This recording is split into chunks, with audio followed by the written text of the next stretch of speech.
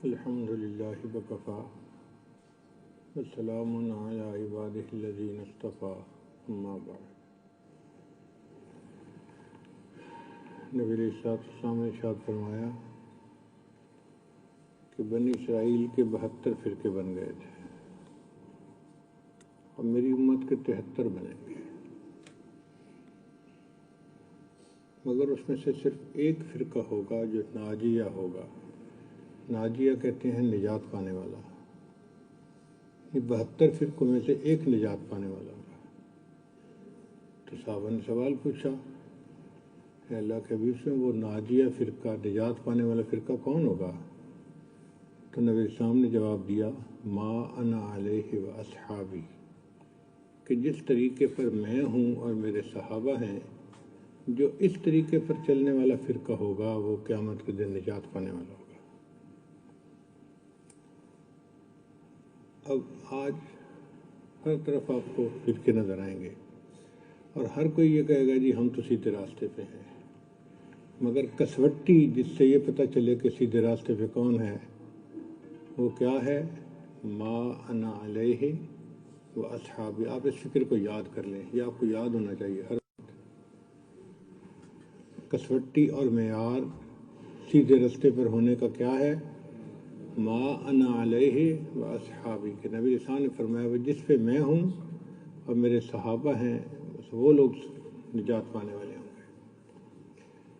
اب یہاں سے ہمارے بزرگوں نے نام نکالا، ما انا علیہ، جس پر میں ہوں، یعنی جو سنت پہ چلنے والا ہوگا، و اصحابی، اور میرے صحابہ کی جماعت کے نقش قدم پر جو چلنے والا ہوگا۔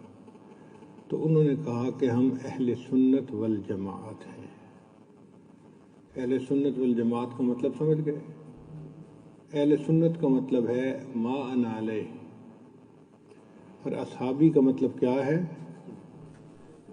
جماعت کا صحابی۔ تو ہم نبی علیہ الصلوۃ والسلام کی سنت کی بھی پیروی کرتے ہیں اور ہم صحابہ کرام کی جماعت کے عمل کو بھی معیار سمجھتے ہوئے اس پر عمل کرتے ہیں۔ اس لیے الحمدللہ کہ ہمارے بزرگ جو ہیں وہ بالکل سیدھے راستے کے اوپر، یہ فرقہ ناجیہ فرقہ ہے۔ کچھ لوگ تھے شروع زمانے میں، وہ اپنے بڑوں کے اوپر اعتماد کرتے ہوئے ان سے مسئلہ پوچھ لیتے تھے اور عمل کر لیتے تھے۔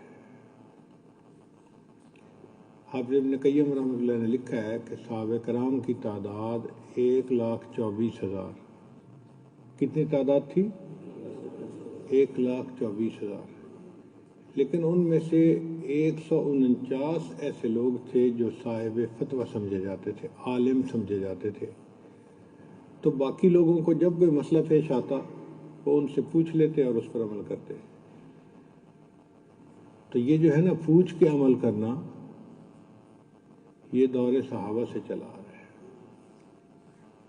150 مفتی تھے صحابہ میں سے، اور ان 150 میں بھی 14 تھے جو بڑے مفتی تھے، وہ عالم تھے، بڑے عالم تھے۔ جب ان میں سے کسی کا قول آ جاتا تھا تو جو 149 تھے باقی وہ سارے اپنے قول سے رجوع کر لیا کرتے تھے، ان کے قول پہ عمل کرتے تھے کہ جی بڑے مفتی نے فتویٰ دے دیا۔ تو اس کو کہتے ہیں تقلید، کہ کسی کے علم پر اعتماد کرتے ہوئے اس سے پوچھ کے اس پر عمل کر لینا، یہ تقلید ہے، اور یہ تقلید فرض ہے۔ اللہ تعالیٰ قرآن مجید میں فرماتے ہیں وَاتَّبِعْ سَبِيلَ مَنْ أَنَابَ إِلَيَّ، تو اتباع کر اس بندے کے راستے کی جو میری طرف رجوع کرنے والا ہے۔ تو بندے کی نشاندہی کی، وَاتَّبِعْ سَبِيلَ مَنْ أَنَابَ إِلَيَّ، اس بندے کی پیروی کرو جو میری طرف رجوع کرنے والا ہے۔ تو اب جب وَاتَّبِعْ کون سا صیغہ ہے بتائیں؟ امر کا صیغہ ہے۔ جب قرآن مجید میں امر کا صیغہ آ گیا تو وہ چیز فرض ہو گئی۔ تو تقلید کیا ہوا؟ اللہ تعالیٰ یوں بھی کہہ سکتے تھے کہ وَاتَّبِعْ صِرَاطَ القرآن والحدیث، اللہ تعالیٰ نے یوں نہیں کہا وَاتَّبِعْ سَبِيلَ مَنْ أَنَابَ إِلَيَّ، جو میری طرف رجوع کرنے والا بندہ ہے نا، ان بندوں کے راستوں پہ چلو۔ اور جہاں ہم نے دعا مانگی کہ اہدنا الصراط المستقیم، آگے بھی اللہ تعالیٰ یہی کہہ سکتے تھے کہ قرآن صراط القرآن والحدیث، مگر اللہ نے فرمایا نہیں، صراط الذین انعمت علیہم، راستہ ان بندوں کا جن پر اللہ کا انعام ہوا۔ تو ہمیں کس راستے پر چلنے کا حکم دیا گیا؟ جو اللہ کے انعام یافتہ بندے ہیں، نیک بندے ہیں، انابت اللہ جن کو نصیب ہے، ان کے راستے پہ چلنے کا حکم۔ تو یہ جو ہوتا ہے نا کسی کے نقش قدم پہ چلنا، اس کو کیا کہتے ہیں؟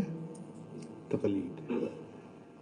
اور یہ دور صحابہ سے چلی آ رہی ہے، ہر چھوٹا اپنے بڑے سے مسئلہ پوچھ کے اس پہ عمل کرتا تھا اور چلتا تھا۔ دین پورا کا پورا ہے ہی اعتماد۔ ویسے بھی زندگی کے باقی شعبوں میں بھی ہم تقلید ہی کرتے ہیں۔ آپ بتائیں، کبھی آپ اگر ڈاکٹر کو چیک کروانے جائیں اور وہ کہہ دے جی کہ آپ فلاں فلاں گولی کھائیں، آپ نے بیٹھ کے پوچھا جی کہ مجھے ریزن بتائیں میں کیوں یہ گولی کھاؤں؟ پوچھا کسی نے کبھی؟ جو لکھ کے دے دیتا ہے وہ کھا لیتے ہیں نا۔ اس کے علم پر اعتماد کرتے ہوئے جو اس نے ریکمینڈ کر دیا، آپ اس نسخے کو استعمال کر لیتے ہیں اور اس سے شفا ہو جاتی ہے۔ اسی کو تقلید کہتے ہیں کہ کسی کے علم پر اعتماد کرتے ہوئے اس سے بات پوچھ کر اس پر عمل کرنا۔ شروع دور سے ایک فرقہ تھا، اس کو کہتے تھے معتزلہ۔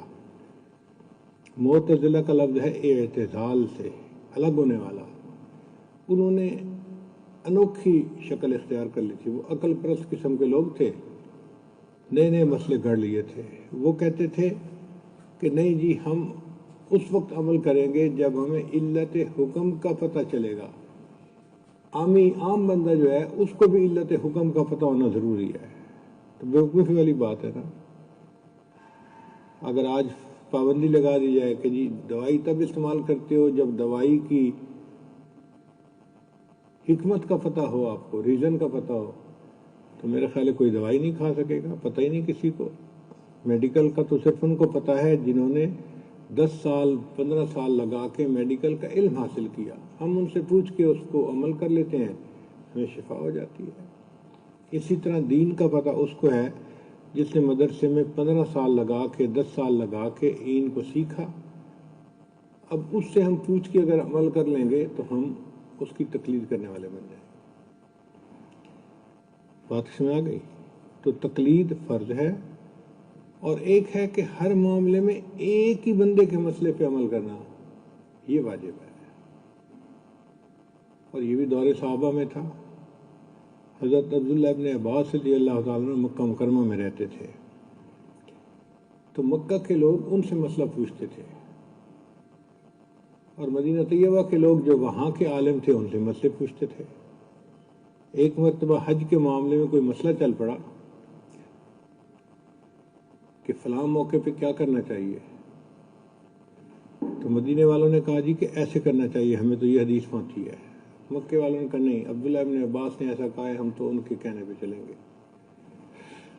یہ جو مکہ مکرمہ کے لوگوں نے جواب دیا کہ ہم تو اس مسئلے میں عبداللہ ابن عباس کی پیروی کریں گے، یہ تقلید شخصی تھی، ایک ہی بندے سے مسئلہ پوچھ کے۔ دور جو شروع کا تھا نا، اس میں بہت علم تھا، تو انہوں نے قاضی کو بلا کے پوچھا بھئی مسئلہ کیا ہے؟ قاضی صاحب نے سارے فقہا میں سے جو سب سے نرم مسئلہ تھا نا وہ بتا دیا، جی فلاں کا قول ہے، آپ یہ کر لیں، آسانی ہو گئی۔ اور اگر کوئی بادشاہ کا مخالف ہے، اس نے مسئلہ پوچھنا ہے اور بادشاہ نے اشارہ کر دیا، تو قاضی صاحب کو اپنی سیٹ بچانے کی فکر تھی، انہوں نے جو سب سے زیادہ سخت قول تھا نا اس پہ عمل کر۔ وقت کے ساتھ ساتھ علماء نے یہ دیکھا کہ بھئی قاضی بھی تو انسان ہے نا،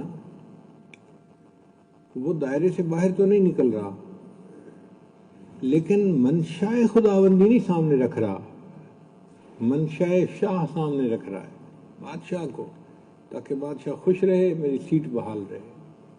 انسان ہے، انسان کی فطرت ہوتی ہے۔ کہ اسی لیے جو مسجد کے مولوی صاحب ہوتے ہیں نا، وہ ملک کے صدر سے نہیں ڈرتے، وہ مسجد کے صدر سے ڈرتے ہیں۔ کیوں؟ ان کو پتہ ہوتا ہے یہ نوکری سے نکال دے گا۔ جتنا ملک کے بادشاہ کے خلاف تقریر کروانا چاہو وہ کریں گے، ٹکا کے کریں گے، 1 گھنٹہ 2 گھنٹہ 10 گھنٹے۔ مسجد کے صدر کے خلاف ایک لفظ نہیں بول سکتے ہیں۔ کیوں؟ نوکری کا مسئلہ ہے، انسان ہے، یہ فطرت ہے انسان کی۔ تو اس وقت بھی ایسا ہی ہوا کہ جب بھی کوئی مسئلہ ہوتا، موافق ہوتا تو اس کو نرم مسئلہ، اور مخالف ہوتا تو اس کو گرم مسئلہ۔ اب یہ بھی قول موجود ہے، یہ بھی قول موجود ہے۔ تو علماء نے محسوس کیا کہ بھئی منشاء خداوندی کو سامنے نہیں رکھا جا رہا، یہ تو کسی اور کی منشا کو سامنے رکھا جا رہا ہے۔ انہوں نے پابندی لگا دی۔ بھئی قاضی جو ہے نا، اب وہ جس امام کی تقلید کرتا ہے، ہر مسئلہ اسی کے بارے میں بتائے گا، اپنی مرضی نہیں کر سکتا۔ اپنی مرضی کرے گا تو دین کی شکل ہی مسخ ہو جائے گی۔ ہم یہ چابی ان کے ہاتھ میں نہیں دے سکتے کہ جب چاہو جو چاہو دروازہ کھول لو، نہیں۔ یہ چابی ہم انہی ائمہ کے ہاتھ میں رکھتے ہیں جنہوں نے اللہ کی رضا کو سامنے رکھ کے مسائل کو ترتیب دیا۔ چنانچہ اگر قاضی شافعی ہے تو ہر مسئلہ امام شافعی کے مطابق بتائے گا۔ اب اس کے بھائی اولاد آدم میں سے ہو، اس لیے کہ تمہیں باپ کا پتہ جو نہیں ہے۔ تو اسی طرح ہم سے کوئی پوچھے گا تو ہم تو کہیں گے کہ بھائی ہم حنفی ہیں، ہمیں پتہ ہے اپنے باپ کا کہ ہمارا علمی باپ کون ہے۔ اور جن کو نہیں پتہ اپنے رشتے کا تو وہ کیا کہیں گے؟ ہم محمدی ہیں۔ اس لیے آج کے غیر مقلدین سے پوچھیں آپ کون ہیں؟ جی ہم محمدی ہیں۔ ان کو پتہ ہی نہیں نا اپنے نسب کا۔ جس طرح دنیا کا نسب ہوتا ہے، دین کا بھی نسب ہوتا ہے۔ تو غیر مقلدین سے پوچھیں کہ آپ کا اوپر سلسلہ کہاں چلتا ہے، یہ چاہتے ہیں کہ ہم صحابہ سے جوڑیں، لیکن وہ غیر مقلدین کا اوپر نسب معتزلہ کے ساتھ خود بخود جڑ جاتا ہے۔ ہمارے جو اکابر تھے ان میں سے ہمیں ایک ایک کا پتہ ہے۔ آج ہم سے کوئی پوچھتا ہے آپ کون ہیں؟ جی ہم دیوبندی ہیں۔ کیوں بتاتے ہیں دیوبندی ہیں؟ شناخت کے لیے، کہ ایک لفظ سے دوسرے کو پتہ چل جائے کہ اس کے عقیدہ کیا ہے، یہ کس مذہب پہ عمل کرنے والا ہے۔ لوگ کہتے ہیں جی کیا یہ نام رکھے ہوئے ہیں دیوبندی فلاں فلاں، شناخت کے لیے ہیں۔ دیکھیں شروع میں جب صرف دیسی گھی ہوتا تھا نا، تو بیوی خاوند کو کہتی تھی آتے ہوئے گھی لے آنا، تو دیسی گھی لے آتا تھا۔ پھر دیسی گھی کے ساتھ ڈالڈا بننا شروع ہو گیا۔ اب بیوی نے جب خامد کو کہنا ہوتا تھا نا کہ گھی لے آنا، تو وہ کیا کہتی تھی؟ دیسی گھی لے آنا، کیونکہ اس کو پتا تھا کہ گھی تو ڈالڈا بھی ہے، اگر صرف گھی کہوں گی تو ڈالڈا آ جائے گا۔ تو پھر اس کو ایک لفظ اور لگانا پڑ گیا۔ اب کیا کہتی ہے؟ دیسی گھی۔ شناخت کے لیے لفظ بڑھتے گئے۔ پھر ڈالڈا بہت سارے ہو گئے۔ اب بیوی نے منگانا تھا تو وہ کہتی تھی اصلی دیسی گھی لے آنا۔ اب یہ اصلی کا لفظ کیوں لگانا پڑ گیا؟ شناخت کے لیے نا، تاکہ پتہ چل جائے اصلی دیسی گھی۔ اسی طرح ہم سے کوئی پوچھتا ہے جی آپ کون ہیں؟ جی ہم دیوبندی ہیں، حنفی ہیں، دیوبندی ہیں۔ کیوں لفظ بڑھ گئے؟ شناخت کے لیے، ہم اپنی شناخت کروانا چاہتے ہیں۔ اس میں کوئی حرج نہیں ہے، انسان نے اپنی شناخت کروانی ہوتی ہے تو وہ بات کرتا ہے۔ تو تقلید فرض ہے، اور تقلید شخصی جو ہے وہ کیا ہے؟ واجب ہے، اور ہم اسی کے اوپر زندگی گزار رہے ہیں۔ الحمدللہ ہم سے قیامت کے دن یہ نہیں پوچھا جائے گا کہ تم نے اس مسئلے پہ کیوں عمل کیا، یہ پوچھا جائے گا امام حنیفہ رحمۃ اللہ سے۔ ہمیں تو پکی پکائی کھیر مل گئی، ہم تو اس کھیر کو کھا ہی لیں تو بڑی بات ہے، پکانی بھی پڑ جاتی تو مصیبت میں پڑ جاتے ہیں۔ امام محمد رحمۃ اللہ علیہ سوچ سوچ کے آنے والے مسائل جو ہیں ان کا جواب لکھتے تھے۔ تو کسی نے ان کو کہا جی کہ جو مسئلے پیش ہی نہیں آئے تم ان کے بھی جواب لکھتے ہو۔ ان کا بھائی جب آگ لگ جاتی ہے نا تو اس وقت کنویں کھودنے کا فائدہ نہیں ہوتا، کنویں پہلے کھودے ہوتے ہیں پھر فائدہ دیتے ہیں. ہم بھی سوچ سوچ کے مسائل کا جواب ابھی لکھوا رہے ہیں. آنے والے وقت میں مسئلہ پیش آئے گا، کتابوں سے اس کا حل پڑھیں گے اور اس پر عمل کر لیں گے. تو ان کا ہمارے اوپر احسان ہے کہ انہوں نے زندگی لگائی، محنت کی اور 6 لاکھ مسائل کا جواب لکھوایا.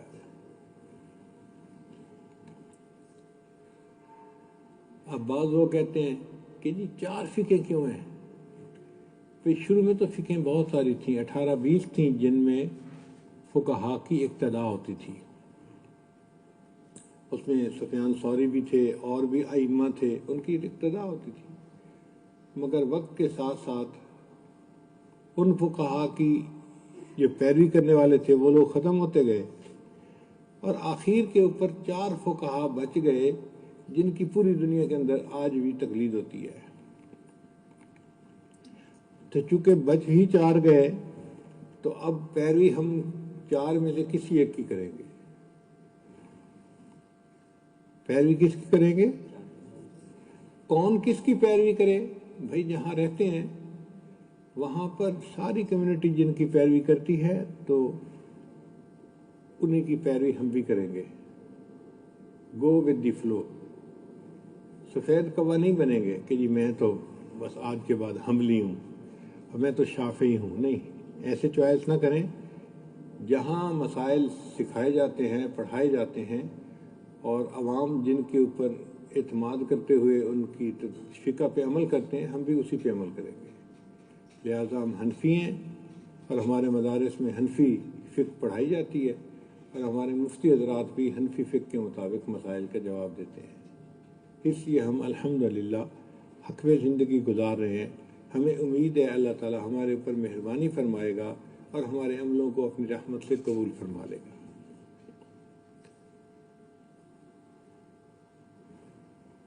تو ہمارا نام اہل سنت والجماعت کیوں ہے؟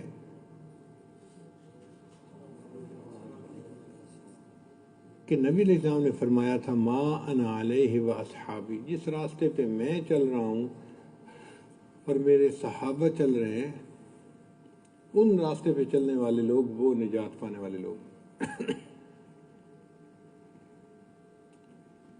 یہ جو خیر مقلدین ہیں نا، یہ عجیب لوگ ہیں، کرتے اپنی مرضی ہے. ایک کے سارے مسئلے نہیں لیتے، اپنی مرضی. کبھی تو امام بخاری کے مسئلے پہ عمل کرتے ہیں اور کبھی امام بخاری کو چھوڑ کے کسی اور کے مسئلے پہ عمل کرتے ہیں. کسی کے بھی نہیں ہے، اپنی مرضی کرتے ہیں. تو اپنی مرضی کرنے والا تو فقہ نفسی پہ چلنے والا ہوتا ہے.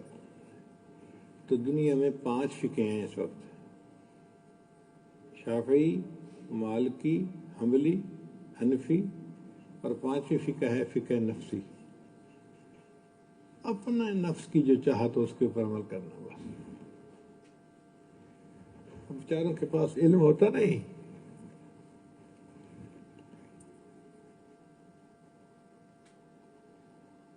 بھائی دین سیکھو گے تو دین آئے گا نا. اگر سیکھا نہیں تو کیسے کام آگے چلے گا؟ ایک آدمی نے نیو یارک میں اس عاجز کے ہاتھ پہ اسلام قبول کیا. وہ مجھے کہنے لگا جی کہ میرا نام رکھے ہیں. میں نے اسے انبیاء کے نام میں ہوتا ہے، اس کا دل نہیں ٹھکا. پھر مجھ سے پوچھتا ہے کہ جی آپ کے بیٹا ہے؟ میں نے کہا الحمدللہ ہے. کہتے اس کا نام کیا ہے؟ میں نے کہا اس کا نام ہے حبیب اللہ. کہتے اس کا ترجمہ کیا ہے؟ میں نے کہا دی فرینڈ آف اللہ. کہتے ہیں ہاں یہ لفظ یہ مجھے بہت اچھا لگ رہا ہے. میں نے اس کا نام حبیب اللہ رکھ دیا. رات کافی ہو چکی تھی. میں نے اسے کہا کہ حبیب اللہ آپ ایسا کرنا، کل عشاء کے وقت آ جانا تو میں آپ کو جو دین کی ضروری باتیں ہیں نا، ضروریات دین جس کو کہتے ہیں، میں آپ کو وہ سکھاؤں گا، بتاؤں گا. اس نے کہا جی ٹھیک ہے. اب اگلے دن وہ آیا، سردی کا موسم تھا. اب وہ آ کے بیٹھ تو گیا، میری باتیں بھی سنتا رہا اور تھوڑی تھوڑی دیر بعد نا اپنے بغل میں کوئی چیز تھی اس کو ذرا سنبھالتا بھی صحیح، ایسے سی ٹھیک کرتا. میں بڑا حیران، بھائی پتہ نہیں بیگ ہے یا کیا ہے، چونکہ جیکٹ پہنی ہوئی تھی، کپڑے پہنے ہوئے تھے، تو پتہ تو نہیں چلتا نا اندر کیا ہے۔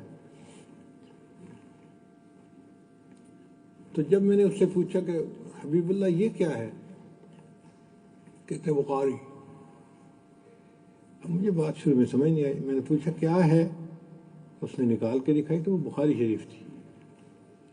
میں نے پوچھا حبیب اللہ یہ کہاں ملی، کہنے لگی جی کل میں نے جب کلمہ پڑھا تو میں مسجد سے باہر نکلا تو ایک عرب دوست مجھے مل گیا، وہ مجھے کہنے لگا کہ مبارک ہو، تم نے کلمہ پڑھ لیا ہے، اب تمہیں کسی سے مسئلے پوچھنے کی ضرورت نہیں، یہ کتاب پڑھو اور اس کے اوپر عمل کر لو، بس تم نجات پا جاؤ گے۔ اب آپ بتائیں، جس بندے کو دین کا پتہ ہی نہیں، کیا وہ بخاری شریف پڑھ کے مسئلے حل کر سکتا ہے؟ وہ بخاری شریف جو ہمارے ہاں علم کے آخری سال میں پڑھائی جاتی ہے، کہ اس میں حدیث کی منشا کو سمجھنا ایک مشکل کام ہوتا ہے، انہوں نے اس بندے کو کہہ دیا بس بخاری پڑھو اور اس کے مطابق عمل کرو۔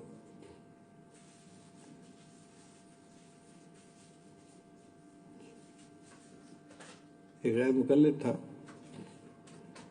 ذمہ دار تھا، گاؤں کا نمبردار تھا، ٹیوب ویل لگایا ہوا تھا۔ اب جو غریب لوگ تھے وہ تو ٹیوب ویل نہیں لگا سکتے تھے، تو وہ اس سے پانی خرید لیتے تھے۔ بھئی ہم آپ کو 1 گھنٹے کا 500 روپیہ پے کریں گے، ہماری زمینوں کو بھی پانی مل جائے گا۔ تو کوئی 1.5 گھنٹے کا پانی خرید لیتا، کوئی 2 گھنٹے کا، کوئی 3 گھنٹے کا، غریبوں کا گزارا ہو رہا تھا۔ وہ نمبر صاحب غیر مقلد بن گئے۔ خیر لوگ چپ رہے۔ پھر ایک دن آیا، اس نے اعلان کر دیا میں نے آج کے بعد پانی نہیں بیچنا۔ لوگوں نے کہا کیوں بھائی، ہماری تو روزی کا مسئلہ ہے، زمینوں میں ہمارے پانی نہیں ہے، ہم نے ٹیوب ویل نہیں لگائے ہوئے، تو ہم آپ کے اس پانی سے ہی اپنی کھیتی کو بوتے ہیں اور اس سے ہماری روزی ہے۔ یہ جائز ہی نہیں ہے۔ اب گاؤں کے لوگ تو سادہ ہوتے ہیں، وہ اس کا جواب نہ دے سکے، وہ ایک مولانا صاحب کے پاس گئے۔ مولوی صاحب گاؤں کا نمبردار ہے، کہتا ہے کہ میں نے پانی نہیں بیچنا، پانی بیچنا حرام ہے۔ تو مولانا صاحب آئے، انہوں نے آ کر اس سے بات پوچھی، جی نمبردار صاحب آپ کیا فرماتے ہیں، پانی بیچنا حرام کیوں ہے؟ اس نے کہا جی حدیث میں آیا ہے۔ کون سی حدیث؟ اس نے حدیث کی کتاب نکالی، اس میں مسئلہ تھا لکھا ہوا، اس نے کہا جی یہ میں نے مسئلہ پڑھا ہے، اس لیے میں نے پانی بیچنا بند کیا ہے۔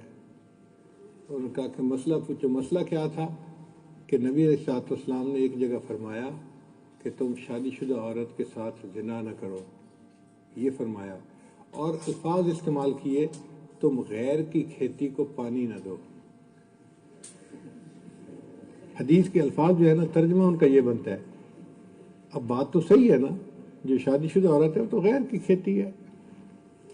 تو نبی علیہ السلام نے یہ فرمایا، اور اس سے وہ نمبردار صاحب نے سمجھ لیا کہ نہیں، ٹیوب ویل کا پانی بیچنا حرام ہے۔ تو جو غیر مقلد بنتے ہیں وہ ایسی مسئلوں پہ عمل کرتے ہیں بیچارے۔ اللہ کا یہ احسان ہے کہ اللہ تعالیٰ نے ہمیں اکابرین علماء دیوبند کے ساتھ جوڑا ہے، اور ہم فقہ حنفی پہ عمل کرتے ہیں اعمال میں، اور عقائد میں علماء دیوبند کے عقیدے کے اوپر ہم چلتے ہیں، اور الحمدللہ کہ ہم ہدایت کے راستے پہ زندگی گزارنے والے ہیں۔ ہم اس پر اللہ تعالیٰ کا شکر ادا کرتے ہیں۔ بات سمجھ آ گئی؟ وآخر دعوانا ان الحمدللہ رب العالمین۔ تھوڑی دیر مراقبہ کر لیجیے۔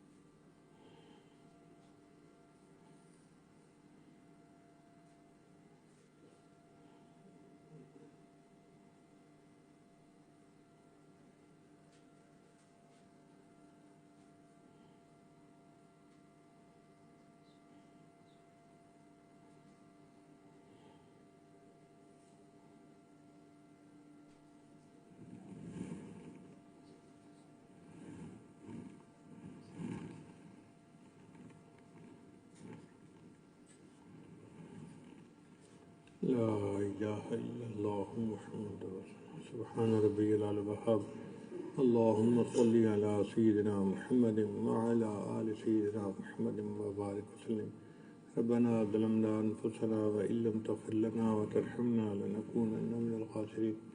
اے مالک، ہم آپ کے عاجز مسکین بندے ہیں، ہمارے گناہوں کو معاف فرما، خطاؤں سے درگزر فرما، عیبوں کی پردہ پوش فرما۔ میرے مالک، جتنے طلباء ہیں سب کے سینوں کو علم کے نور سے منور فرما۔ اللہ ان سب بچوں کو علم نافع عطا فرما۔ اے اللہ ان سب بچوں کو اپنے اکابر کا وارث بنا۔ رب کریم رحمتوں کا معاملہ فرما۔